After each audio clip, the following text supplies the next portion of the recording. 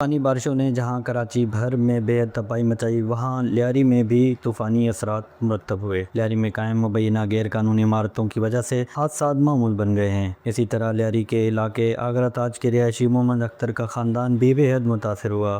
محمد اختر کے پڑوس میں قائم مبینہ غیر قانونی عمارت کی دیواریں گرنے سے محمد اختر کے گھر کے بچوں سمیت کئی افراد زخمی ہوئے اور گھر مکمل طور پر تباہ ہو گیا۔ حادثے کے بعد متاثرہ خاندان در بدر کی زندگی گزارنے پر مجبور ہیں۔ اتنا غریب بندے کی کوئی سنوائی نہیں ہوئی ہے، یہ اتنا کچھ ہو گیا، میرے گھر کے بچے بڑے سب در بدر ہو گئے، کوئی ایم پی اے کوئی چیئرمین کوئی نہیں آیا سر یہ پوچھنے کے لیے۔ 6 بچے زخمی ہو گئے ہیں، ایک میری والدہ کو لگا، 2-3 دن ہاسپٹل میں رہے، تو ایک بچی کا تو ہاتھ فریکچر ہو گیا، ایک بچی بار بار بیہوش ہوتی ہے پھر کھڑی ہوتی ہے۔ یہ 2 منزلے کی اجازت تھی یا 3 منزلے کی اجازت تھی، یہ تو 6-6 7-7 منزلیں اوپر لے گئے، غیر قانونی جگہ پہ بنی ہوئی ہے، آپ آ کے دیکھ سکتے ہیں۔